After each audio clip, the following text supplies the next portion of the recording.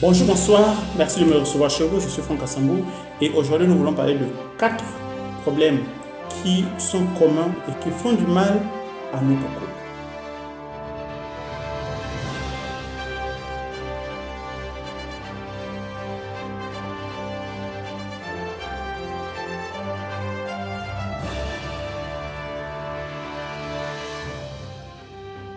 Le premier problème que nous voulons soulever, c'est celui de la communication. Il faut dire que nous allons discuter de ce problème de communication un peu plus en profondeur dans nos prochains numéros. Mais aujourd'hui, nous voulons parler du fait d'assumer que notre conjoint sait ce que l'on pense ou ce qu'on attend de lui. Ou bien qu'il sait ce qui nous dérange chez lui. Ou le fait d'assumer que il va faire telle ou telle autre chose. Mais sans pour autant en discuter. Le problème ici, c'est que lorsque vous pensez que l'autre va faire quelque chose, il peut penser exactement que vous allez faire cette chose-là. Du coup, chacun pense que l'autre va faire. En fait de compte, rien ne sera fait. Vous comprenez qu'une telle assumption, lorsqu'elle n'est pas bien gérée, peut tourner à une dispute, je dirais, inutile. Une dispute qu'on aurait pu éviter. Voyez-vous, c'est dans cette optique que le prophète Amos dit de la part de Dieu, dans Amos 3, au verset 3, « Deux hommes peuvent-ils marcher ensemble sans en être convenus ?» C'est pourquoi il est important de s'entendre, de se comprendre, de ne pas assumer quoi que ce soit, mais de se rassurer que c'est l'autre qui va faire telle ou telle autre chose, se rassurer que l'autre sait exactement ce qu'il y a à faire, ce qu'il y a à dire ou ce qu'il ne faut pas faire. La deuxième erreur que nous faisons très souvent dans nos foyers, c'est le fait de vouloir changer l'autre. Le fait qu'on vienne des familles différentes et qu'on ait des éducations différentes fait que nous pensons, même si on venait de la même famille, on ne pense pas nécessairement de la même manière. Et donc, on ne réagit pas toujours de la même manière. Et donc, il y a dans le comportement des uns et des autres forcément des choses qui fâchent, des choses qui dérangent. Et très souvent, ce que nous avons à cœur, ce que nous voulons faire, c'est remodeler l'autre pour qu'il soit exactement comme on veut qu'il soit, comme si nous avions le pouvoir de le faire. Sachez que lorsque vous vous mariez, si votre mari ou votre femme a 30, 40 ou même 25 ans, qu'importe l'âge, sachez que tout au long de ces années, il a bâti un caractère, sa personnalité. Et si dans son caractère ou dans sa personnalité, il y a quelque chose qui ne convient pas, il est important d'en discuter. Il y a des choses qui peuvent changer facilement, mais il y a d'autres qui prennent des années. Il faut comprendre que ça a pris des années pour construire ces choses-là. 25 ans pour ceux qui se sont mariés à 25 ans, 40, 30 ans pour ceux qui se sont mariés à 30 ou 40 ans. En fait de compte, il faut peut-être penser à vivre avec ces choses-là. Mais si c'est quelque chose qui vous dérange au plus haut point, je vous invite à repartir vers le Créateur et lui demander de changer cela en votre partenaire. Parce que vous ne pourrez pas le changer. Si vous tentez de le changer, c'est vous qui allez partir frustré, vous allez le frustrer et la famille va en pâtir.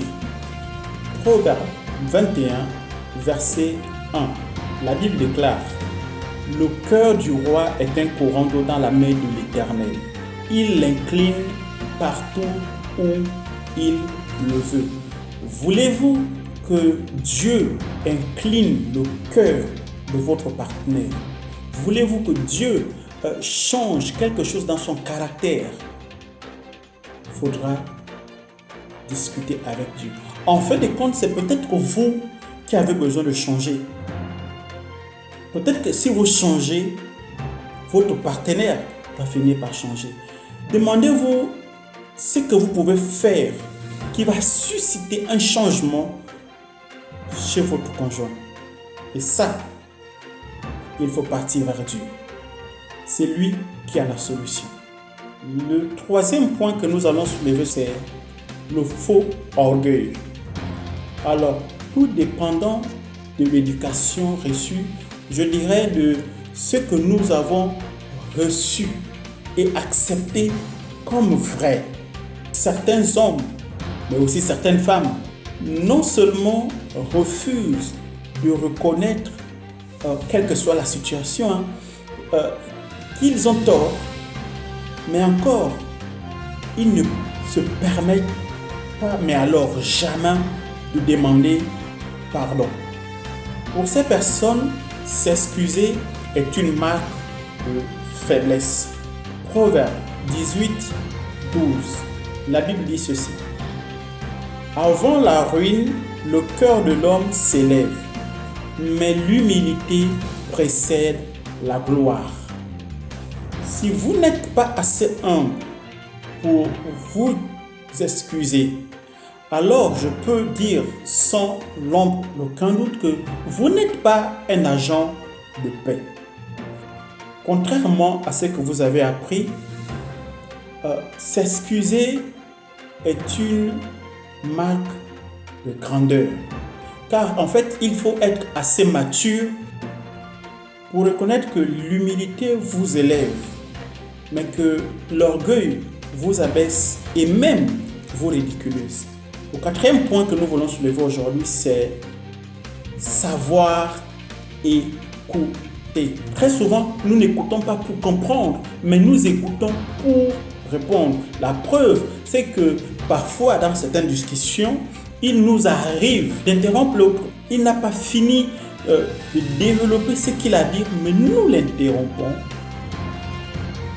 Et lorsque nous le faisons, si on est assez honnête, c'est parce qu'on assume qu'il va dire telle ou telle chose. Donc, on n'a pas écouté pour comprendre. On a déjà tiré une conclusion sur ce que l'autre allait dire et on l'interrompt pour donner déjà notre réponse.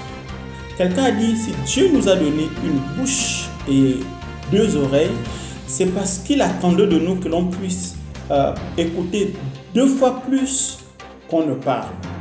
Et d'ailleurs, pour corroborer dans ce point, Dieu dit dans Jacques chapitre 1 au verset 19 ceci.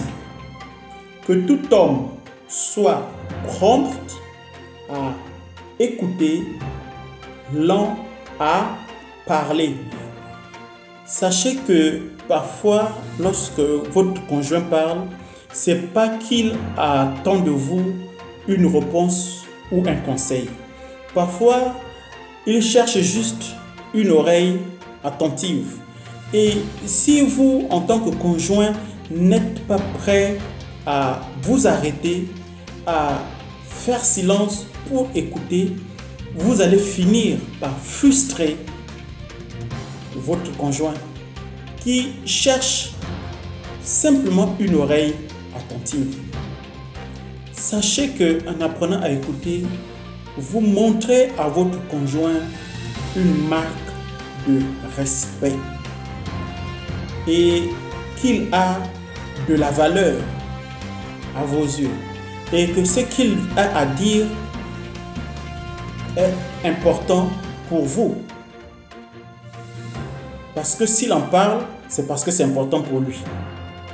Merci de m'avoir suivi, merci de m'avoir reçu chez vous. Si cette vidéo vous a plu, n'oubliez pas de liker et de partager avec vos amis. Nous allons revenir sur le problème de couple, si Dieu le veut, dans 2 semaines. Et nous allons continuer comme ça peut-être pendant 2 mois, si Dieu le veut. Mais voilà, c'est fini pour aujourd'hui et merci d'avoir été là. Merci de partager et que Dieu vous bénisse.